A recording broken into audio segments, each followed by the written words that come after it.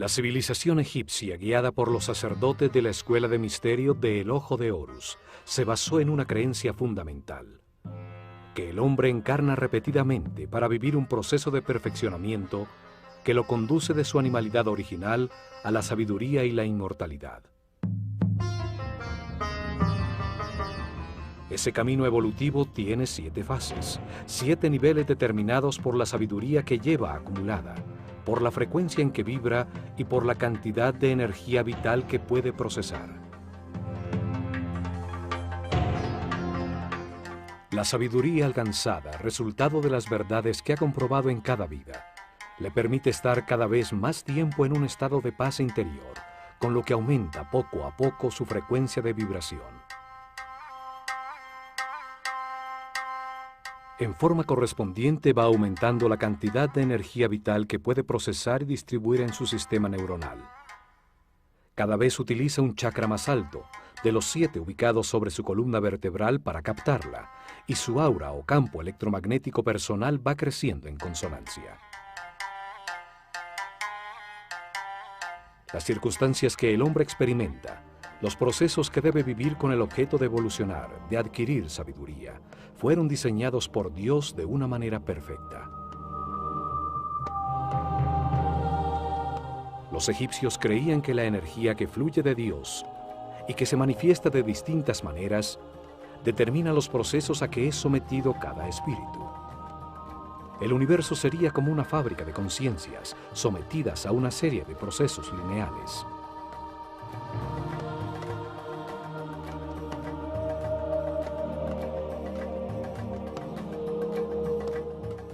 El hombre se encarna sobre la Tierra, que gira alrededor de una fuente radiante, el Sol. De allí recibe su primera energía. El sistema solar gira a su vez alrededor del Sol central de la galaxia, otra fuente radiante de energía.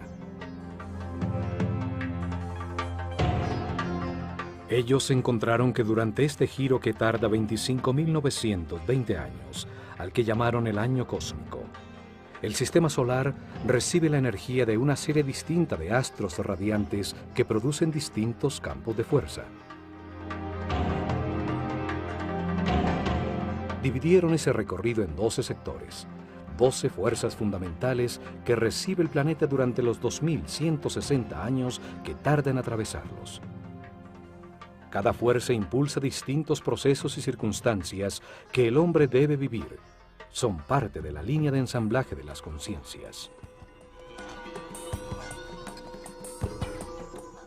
A estas energías de los cielos las llamaron néters. A cada una de las que iban identificando le dieron un nombre y una figura simbólica. Así podían reconocer sus características, presentarles sus ofrendas y respetos. Por todo esto, su civilización estaba orientada hacia los cielos y sus procesos colectivos determinados por los astros. Los sacerdotes sabían que entre más tiempo se recibiera la energía de uno de los fuegos del cielo, de una de las estrellas o constelaciones, más importante era para el hombre. Por eso, a las estrellas que se sitúan sobre el eje de giro del planeta, a las estrellas polares, que permanecen fijas en el mismo punto durante miles de noches, les tuvieron una consideración especial.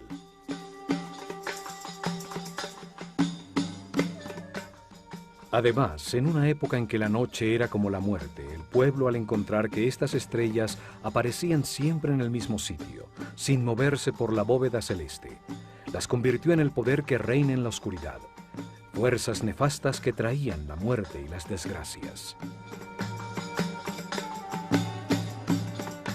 A esta serie de fuerzas que impulsaban los procesos y eventos más difíciles de la vida, las comandaba una figura simbólica que llamaron Set, la raíz del Satán moderno. Set, el señor de la oscuridad, el poder que retrasa el avance del hombre, el que lo sumerge en las pasiones animales, logrando que permanezca detenido en la ignorancia, cumplía una función importantísima en el universo egipcio. Impulsaba al hombre a cometer errores, inducía conductas agresivas, irrespetuosas, que solo producían dolor, sufrimiento, angustia y miedo. Los resultados de estas conductas equivocadas agobiaban al hombre, saturándolo de sufrimiento, impulsándolo a buscar el camino de la paz y la felicidad.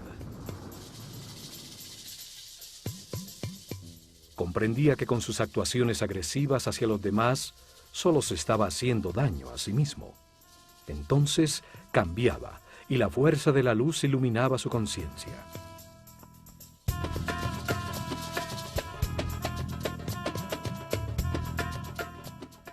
A las fuerzas que impulsaban al hombre a cambiar, a avanzar hacia la cordialidad, la paz y la comprensión, las comandaba otra figura simbólica, a la que llamaron Osiris.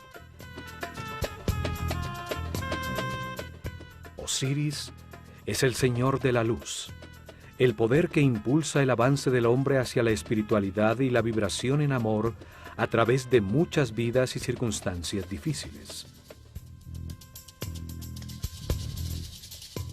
En el universo de contrastes, de polos opuestos, se enfrentan Set y Osiris, las fuerzas de la oscuridad y la luz, para modelar la conciencia del hombre y llevarlo a comprender la importancia de la neutralidad.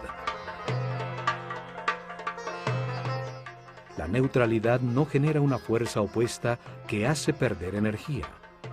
La neutralidad es la base de la superconductividad, un principio físico que hasta ahora estamos descubriendo.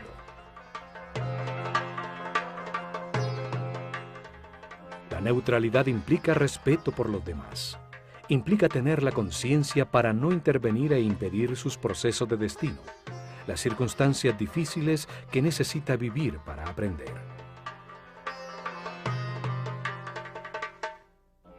La neutralidad implica comprensión sobre cómo funciona el universo, aceptación de que todo lo que sucede es perfecto y tiene un propósito de amor, porque es diseñado por Dios, que es amor. A la neutralidad llega el ser humano al final de su rueda de reencarnaciones, en el momento en que ha verificado en carne propia todas las verdades del universo, cuando renace en el espíritu y llega a la iluminación. Este momento es simbolizado por Horus, un halcón dorado que todo lo ve, todo lo sabe, que vuela sobre los contrastes y las limitaciones materiales del universo, gracias a que no produce resistencia.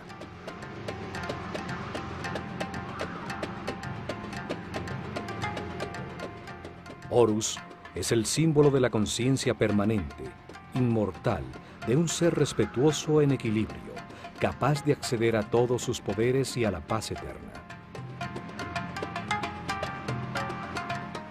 Este momento de equilibrio es experimentado en el planeta 4 días al año, los días del equinoccio de invierno y verano, cuando el día tiene la misma duración que la noche.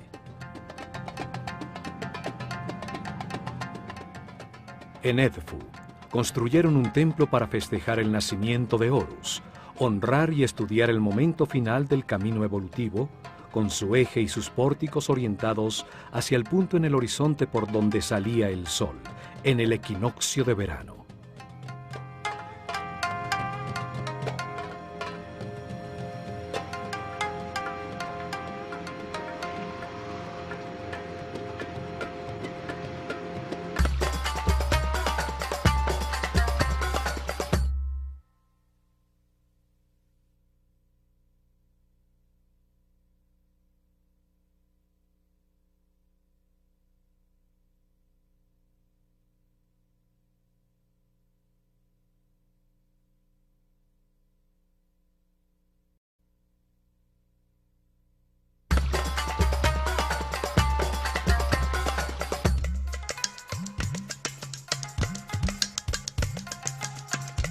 Casi todos los complejos religiosos egipcios albergaban en su interior 2 templos, 2 observatorios astronómicos, uno solar y otro estelar, con sus ejes y pórticos orientados a 90 grados el uno del otro.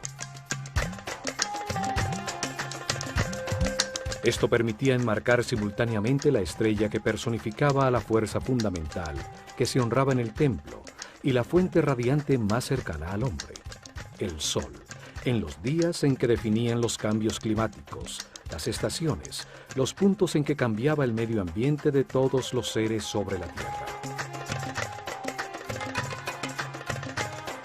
En algunos casos, como en Dendera y Edfu, un mismo templo enmarcaba con sus pórticos una brillante estrella que anunciaba la salida del sol por ese mismo sitio, un poco más tarde.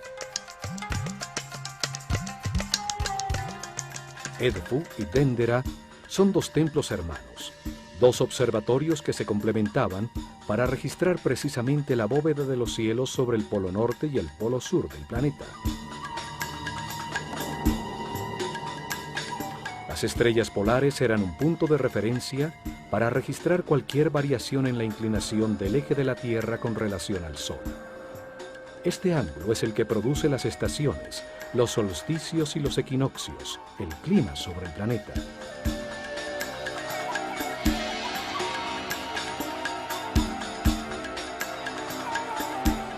El estudio y registro de estas estrellas fijas, su relación con el Sol y las otras estrellas, era muy importante, pues cualquier variación en su movimiento habitual preconizaba grandes cambios en la vida del hombre.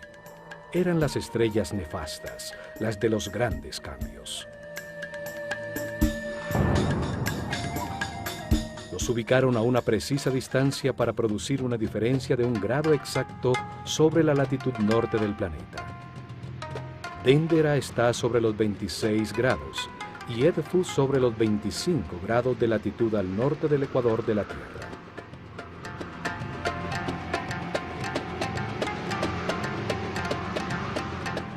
Esta relación permitía registrar fácilmente el movimiento del sistema solar por la galaxia, lo que era trascendental para los sacerdotes, pues determinaba el paso por las distintas constelaciones, por las energías fundamentales que impulsan el camino evolutivo del hombre. Los cambios de era, el paso de una constelación zodiacal a otra, determinó las etapas en que los sacerdotes revelaron los misterios del universo a su pueblo. Cambiaron la localización de su capital imperial y hasta los nombres de sus faraones. Todos los templos que construyeron enmarcaban en sus pórticos un sector del cielo, por donde se movía uno de los mazarots, los fuegos del firmamento, permitiéndoles registrar fácilmente sus movimientos.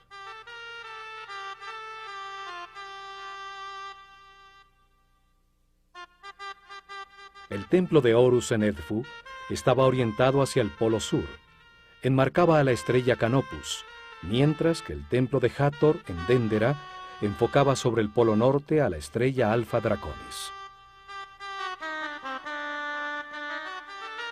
El templo de Horus en Edfu festejaba su nacimiento en el equinoccio de verano, 3 meses más tarde. El templo de Hathor en Dendera festejaba la renovación de la vida, la fertilidad que producía la inundación del Nilo el día del solsticio de verano.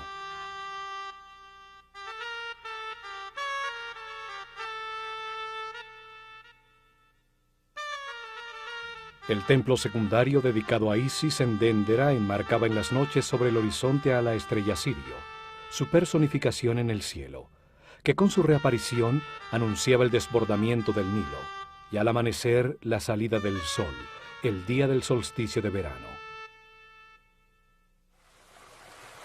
Ese día, la inundación traía consigo el fin del año solar egipcio, celebrándose en Dendera las fiestas del Año Nuevo en honor a Hathor, la fuerza que renueva la vida, y a Isis, la que traía el agua, el sustento de Egipto.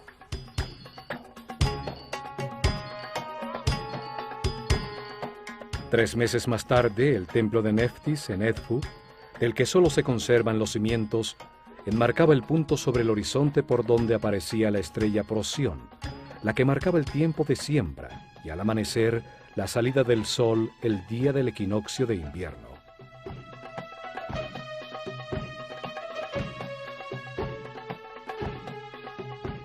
Los astros determinaban cuándo subía el río, cuándo sembrar y cuándo cosechar. Determinaban el calendario de Egipto.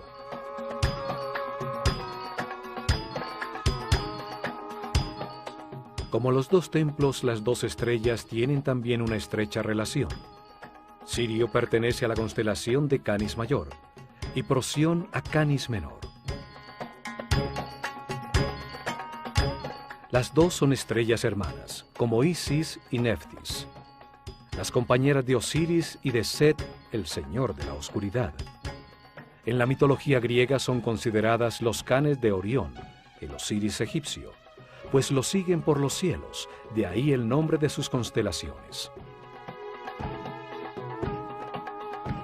En esas fechas se realizaban procesiones que unían a los dos templos.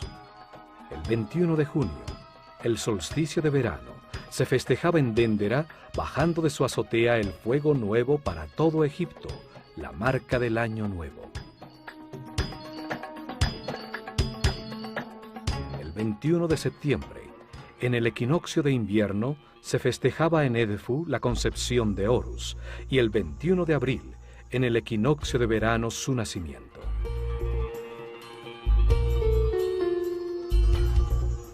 Hasta allí acudía la barca de oro con la figura de Hathor, que por el Nilo venía desde Déndera. Esta ceremonia era llamada el Festival del Bello Encuentro, cuando Hathor, la fuerza de la vida, festejaba en Edfu la culminación del proceso que ella había puesto en marcha.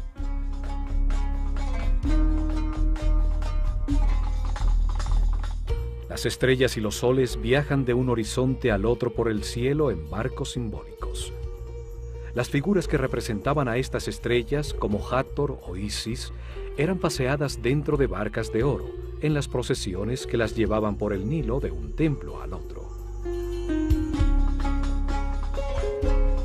El antiquísimo templo dedicado a Horus en Edfu, llamada Apolinópolis Magna por los griegos, comenzó a ser reconstruido en el año 237 a.C. durante el reinado del faraón Ptolomeo III, uno de los reyes macedonios que gobernó a Egipto como heredero de Alejandro Magno.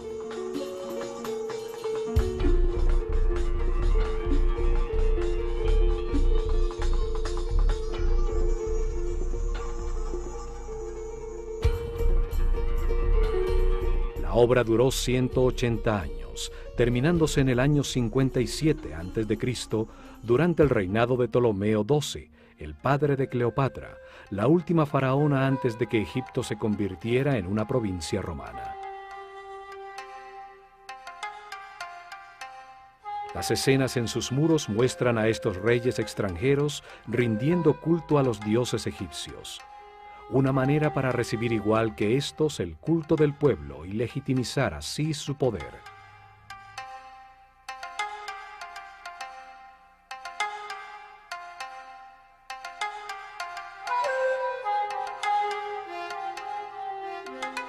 El pueblo de Edfu ha ocupado los terrenos que antes eran exclusivos del complejo religioso. Sus muros exteriores de protección desaparecieron hace mucho tiempo. La mayoría de sus construcciones fueron destruidas. Aún permanece intacto el templo principal dedicado a Horus, el Halcón Dorado, reconstruido por los Ptolomeos, paralelo al Nilo, en el mismo sitio donde un templo más antiguo había existido.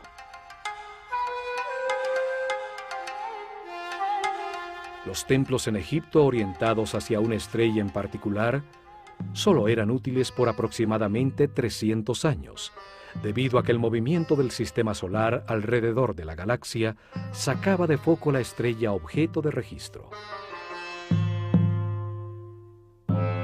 Esta razón determinaba que había que desbaratar el templo totalmente y volverlo a armar con su eje corrido aproximadamente 4 grados. Es por esto que se encuentran piedras marcadas por faraones anteriores en los cimientos de los nuevos templos. Era como girar el telescopio. El caso de los templos solares es distinto, pues el ángulo entre el ecuador de la Tierra y la eclíptica por donde se mueve el Sol cambia solamente 1 grado cada 7.000 años. Los templos solares, enfocados al punto en el horizonte por donde sale el Sol en una fecha especial, servían por miles de años. El eje del templo está orientado hacia los 86.5 grados suroeste.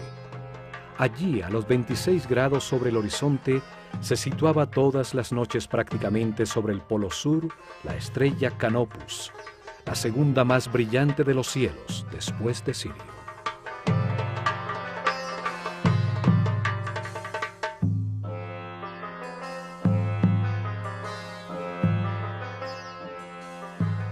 Canopus, Alpha Cariani, situada a 74 años luz de la Tierra, es la estrella más brillante de la constelación de Carina, antes conocida como Argo Navis, la quilla de la nave de Argus, en la que Jasón y los argonautas se embarcaron para encontrar el vellocino de oro. El pílono o fachada del templo enmarca con sus dos grandes torres a la estrella del Polo Sur. Cada torre es un espejo exacto de la otra, aún en las inscripciones y bajorrelieves de sus muros. Simbolizan la existencia de la simetría en un universo asimétrico que permite el movimiento.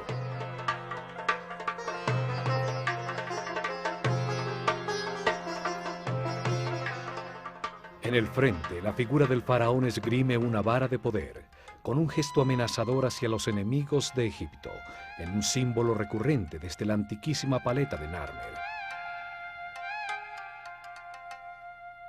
Sobre el dintel, el disco alado con las dos serpientes. Las dos torres producen la imagen en los hieroglifos de un horizonte entre montañas que enmarcan al sol. El pílono de 35 metros de alto, la altura de un edificio de 10 pisos, soportaba 4 altísimos mástiles, en cuyas puntas ondeaban al viento larguísimas banderas de brillantes colores. Al atravesar el pórtico por el eje del templo, se llega a un patio abierto, conformado en sus lados por un peristilo, un corredor sombreado por una pequeña cubierta soportada por 32 columnas con capiteles florales de distintos estilos y variadas formas.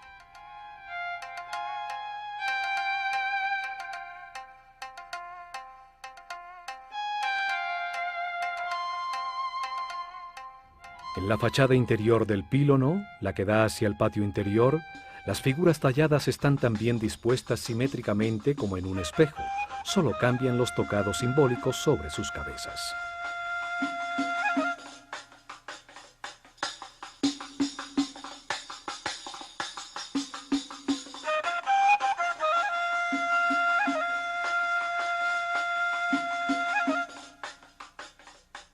El muro de cerramiento totalmente decorado y la columnata le dan una forma perfectamente simétrica al patio exterior. El equilibrio del conjunto llena de armonía al espacio, donde los iniciados recibían sus lecciones. Las distintas escenas talladas en bajo relieve explican el proceso evolutivo del hombre, su relación con las fuerzas de los cielos, la lucha entre el espíritu y la materia que permite encontrar la verdad a través de los opuestos.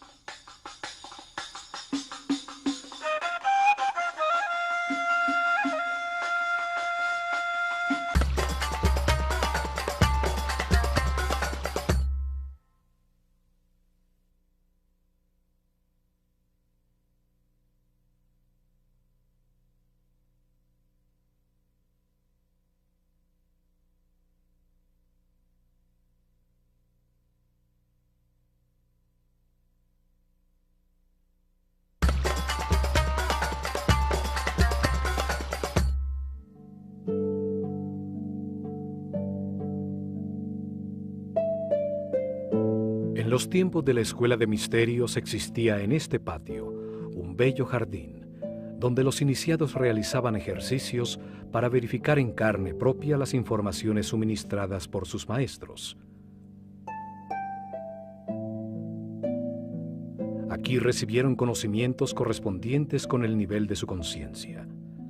Trabajaron bajo la dirección del maestro del misticismo, dedicados al objetivo principal de este templo, comprender la importancia de la neutralidad en un mundo bipolar.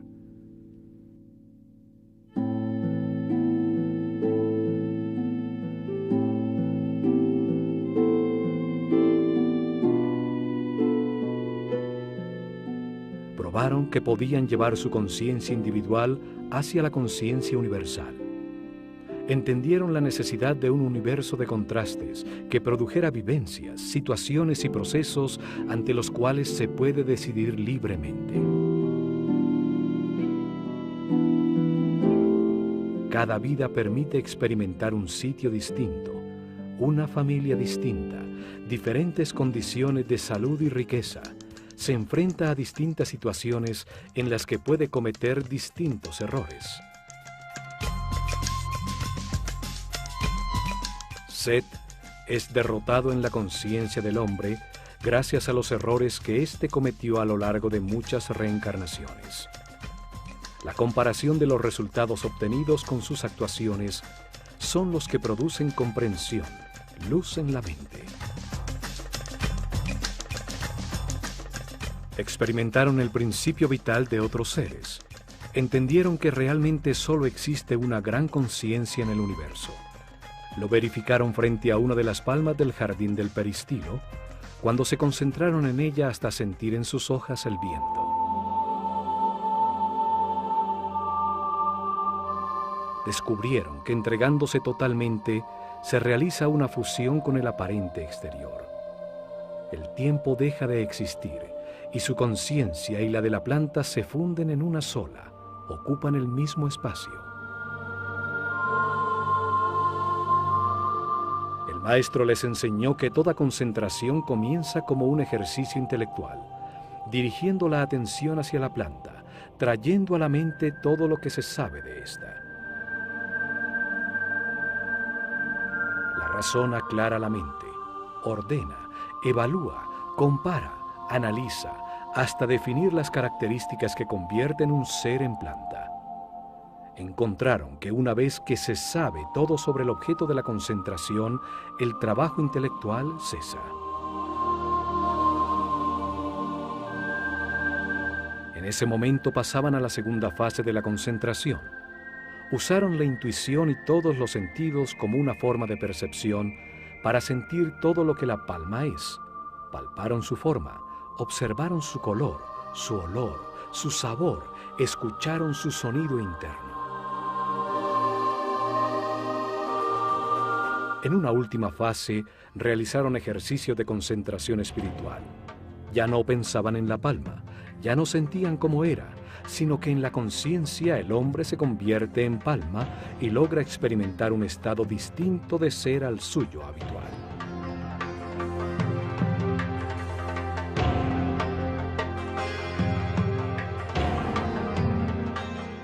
En ese estado, el ego desaparece y el iniciado se encontraba con su yo superior. El tiempo desaparecía. El silencio expandía la conciencia. Los brazos se transformaban en ramas y una paz interior inundaba la nada. En este patio pudieron así aumentar su energía vital, su frecuencia de vibración, reunidos con otros compañeros que tenían un nivel de conciencia similar. Se encontraban en un lugar parecido en el camino de las reencarnaciones. La fachada interior del patio hacia el templo es muy parecida a la principal del templo de Dendera. La planta y el diseño general son muy parecidos. Ambos templos fueron reconstruidos siguiendo los planos realizados por Imhotep, el arquitecto que construyó la pirámide escalonada de Saqqara. El muro entre las columnas filtra la luz, permitiendo que solo un poco entre al templo por su parte superior abierta, facilitando la penumbra interior para observar las estrellas. Dos grandes estatuas de Horus, como halcón con la doble corona de Egipto, enmarcaban la entrada al salón hipostile, al llamado Salón de la Vida. Hoy solo queda una de las estatuas de granito negro. Al entrar al gran salón que los egipcios llamaban la Casa de la Vida, se siente un cambio de temperatura inmediato. Una paz se respira en el ambiente. 12 impresionantes columnas soportan un alto cielo raso que nunca alcanzó a ser decorado.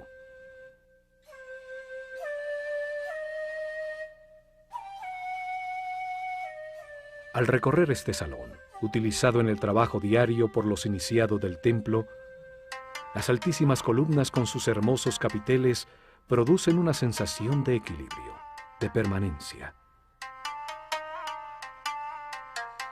También, como en Déndera, este salón tiene una pequeña capilla para guardar los papiros en los que trabajaban los escribas y los que se necesitaban para las lecciones con los discípulos del templo.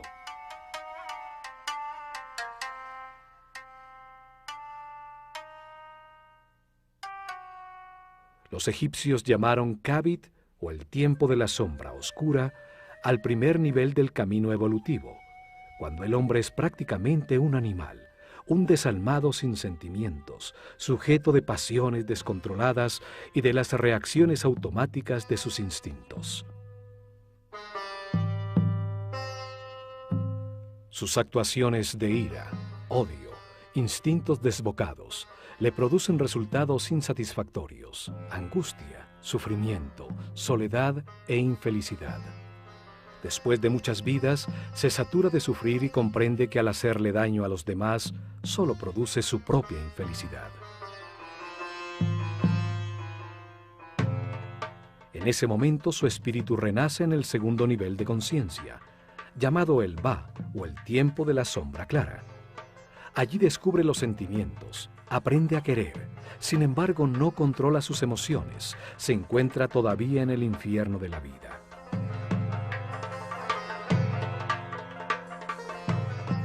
Al ascender al tercer nivel, llamado el tiempo del corazón que respira, el péndulo lo lleva al extremo opuesto. Se transforma en un ser bueno, que vive preocupado por los demás, tratando de resolver sus problemas y de evitarles las situaciones dolorosas de la vida. Tampoco puede ser feliz, pues su paz depende de otras personas. Sin embargo, no las respeta. Quiere cambiar la vida de los demás a como él cree que deberían vivirla.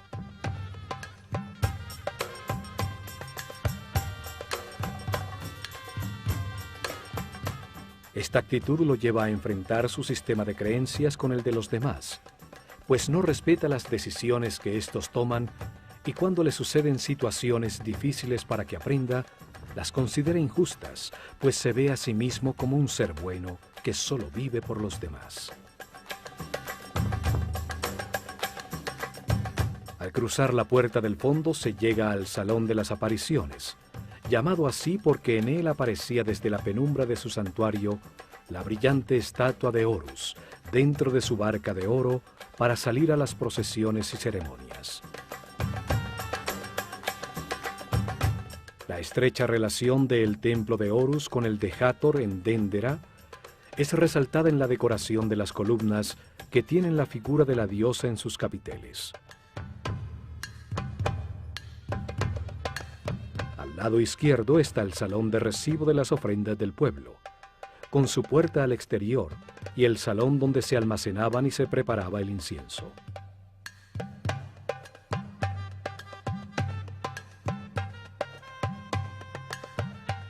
Al lado derecho está el Salón de las Purificaciones, utilizado por los sacerdotes en sus rituales diarios de limpieza, con su puerta para salir al lago y al pozo del templo. Los sacerdotes escogían a sus discípulos entre los seres que manifestaban mayor respeto por los demás, mayor sensibilidad, los que demostraban tener mínimo un tercer nivel de conciencia. Les suministraban información y la manera de verificarla personalmente. Los guiaban para que aprendieran a elevar su nivel de vibración. El trabajo comenzaba por el control de los instintos, el miedo a la muerte, el instinto de defensa y agresión. Se les sometía a situaciones de peligro extremo. Aprendían a confiar en los demás. Años después, el trabajo era controlar las emociones, los deseos y los placeres, comprender que su cuerpo es igual que el universo, solo que en otra escala. Para eso pasaban por templos como el de Kom-Ombo, Philae, Deir el-Bahri y Luxor. Así llegaban al cuarto nivel de conciencia, al tiempo que llamaban Sekem, donde con otros seres nacidos en ese nivel eran dirigidos por el maestro de las medidas. Él les enseñaba cómo el nombre y el número determinan la forma de todo lo que existe.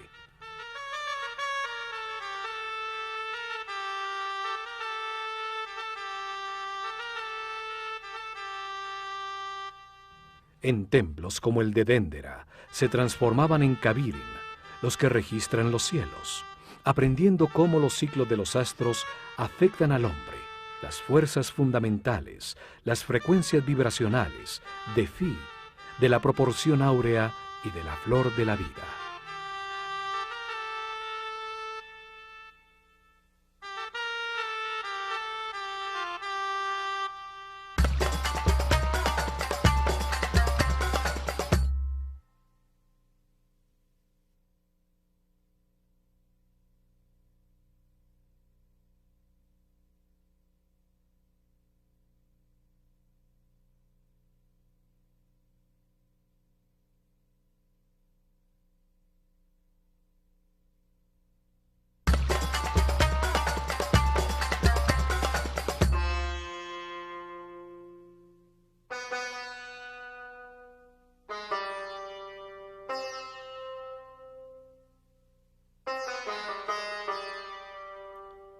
Después del Salón de las Apariciones se llega al corredor de las escaleras, que tiene un esquema exactamente igual que el de Dendera.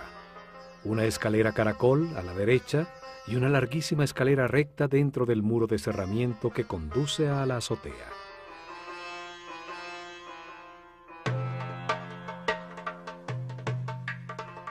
Por la escalera de caracol ascendía la procesión con la barca de Horus hasta la azotea del templo, a esperar la aparición del sol, los días del equinoccio, y por la escalera recta bajaba. Durante miles de años se registraron en las noches los movimientos de Canopus, la estrella sobre el polo. Vibraron con la energía especial de los equinoccios cuando asistieron a las ceremonias que en la terraza del templo festejaban la llegada de todo ser humano a la neutralidad. De este salón en adelante ya no podían entrar los discípulos. Solo los sacerdotes de Horus atravesaban el corredor exterior para llegar hasta la antecámara y al salón de la barca de oro, donde guardaban el santuario portátil utilizado en las procesiones. Una reproducción moderna se encuentra en esta otra capilla, pero nos da una idea muy cercana del tamaño y de la forma originalmente utilizada.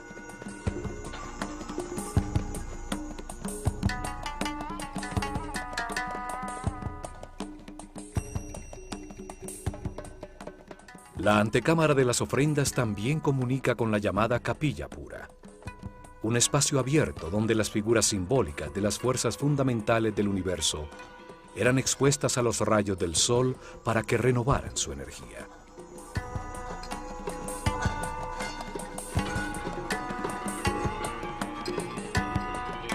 Los muros del templo están llenos de bajorrelieves utilizados para explicar los misterios del universo, la razón de la reencarnación, la manera de llegar al final del camino y convertirse en superhombre.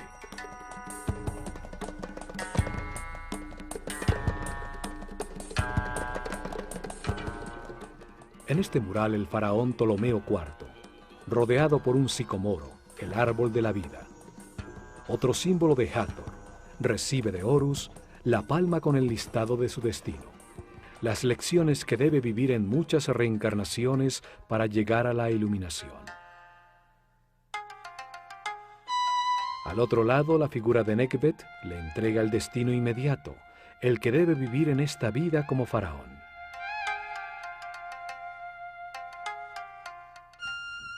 La civilización egipcia estaba fundamentada en la reencarnación, como proceso de adquisición y verificación en carne propia de las verdades del universo. El espíritu del hombre encarna para aprender con los resultados de sus decisiones, transformándose poco a poco en un ser flexible, sabio, hasta que ya no tiene nada más que aprender en esta escala del universo y se ilumina.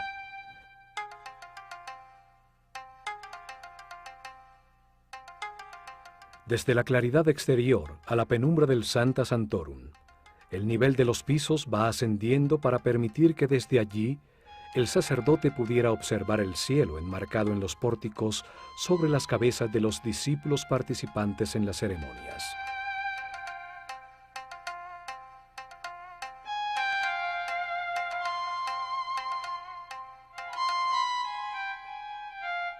El santuario es un volumen independiente dentro del edificio del templo, envuelto por sus espacios.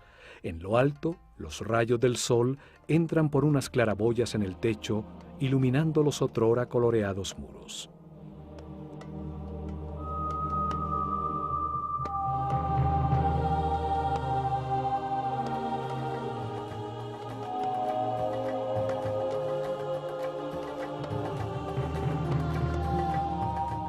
En lo más profundo y oscuro del templo, se llega al santuario donde se encontraba el naos, la capilla de granito que contuvo la figura simbólica de Horus, el símbolo del renacimiento espiritual, de la maestría, del momento en que el hombre se convierte en superhombre. Este momento es representado por el nacimiento de Horus.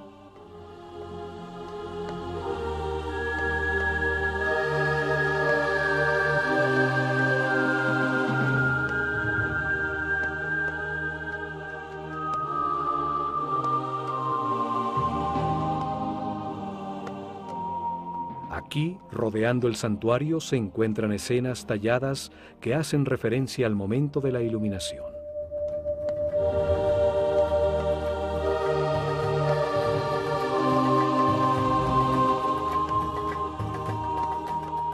La comprensión lleva el péndulo al centro, transformando al hombre en un ser justo, respetuoso, que acepta que todas las situaciones son perfectas, aún las más difíciles y dolorosas, pues producen comprensión en quien las vive.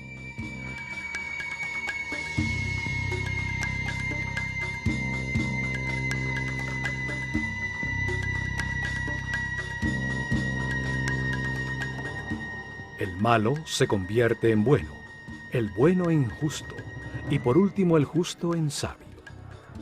En ese momento llega la iluminación representada por Horus, cuando se renace desde el espíritu, al terminar la rueda de reencarnaciones en esta escala del universo, para continuar el camino de perfeccionamiento en una jerarquía más alta. El hombre que nace en la carne, renace en el espíritu. Así termina su transformación desde su animalidad original a la espiritualidad eterna. Desde su conciencia temporal a la conciencia permanente, de la mortalidad a la inmortalidad. El amor permanente en pensamiento, palabra y obra, producto de estas comprensiones, hace que el ego desaparezca para siempre, y con él la rueda de reencarnaciones.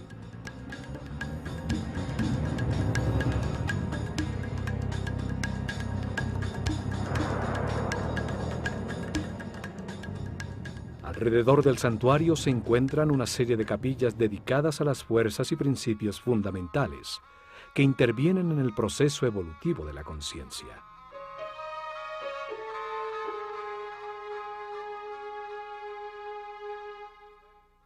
Osiris tiene una capilla que es fácilmente reconocible para el pueblo que no podía entrar al templo, a través de los bajorrelieves que adornan el muro exterior, permitiéndoles acercarse y colocar sus ofrendas desde un lugar cercano e inmediato.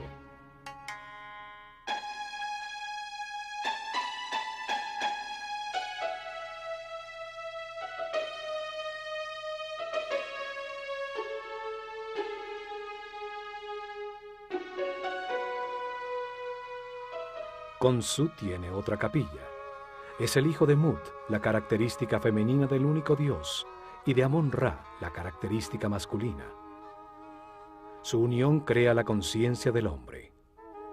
Khonsu es el nombre que le daban a una conciencia recién nacida cuando comienza su recorrido evolutivo.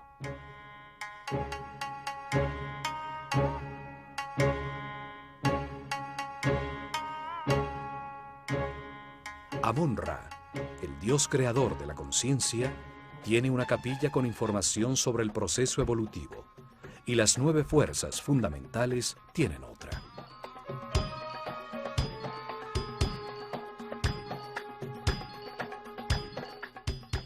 La capilla central está dedicada a Horus. En sus muros está el conocimiento adquirido sobre el significado de la iluminación como momento final de esta escala de la realidad.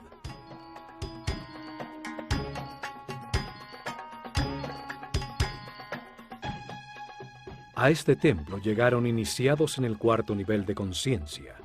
Otros pocos alcanzaron el 5º nivel, el llamado tiempo de los Sahu.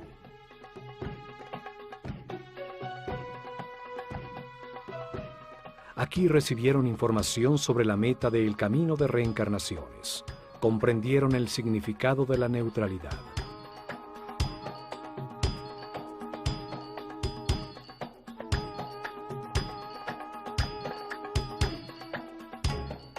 Luego continuaron su camino de perfeccionamiento. Se embarcaron en el río para llegar a Karnak, al templo de la conciencia del hombre, donde buscarían la sabiduría a través del arte, del conocimiento de su inconsciente al revivir su cadena de reencarnaciones.